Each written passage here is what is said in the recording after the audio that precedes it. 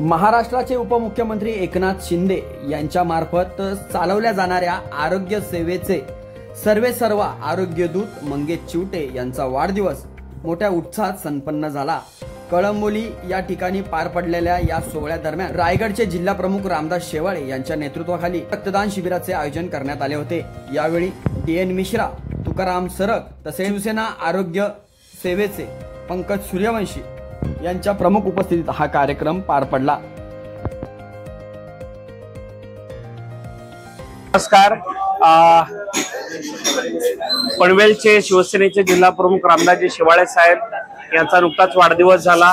माझा आज वाढदिवस आहे आणि या निमित्तानं आज कळंबोली पनवेल भागामध्ये मोठ्या अशा प्रमाणात रक्तदान शिबिराचं आयोजन करण्यात आलेले आपण बघत असाल। रक्तदान शिबिर या ठिकाणी सुरू आहे।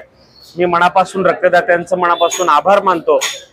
काल जागतिक रक्तदाता दिवस होता आणि या निमित्तानं आदरणीय एकनाथजी शिंदे साहेबांच्या नेतृत्वाखाली आपण या सर्व रक्तदात्यांच्यासाठी एकनाथ रक्तदाता सुरक्षा कवच योजना देखील जाहीर केलेली आहे।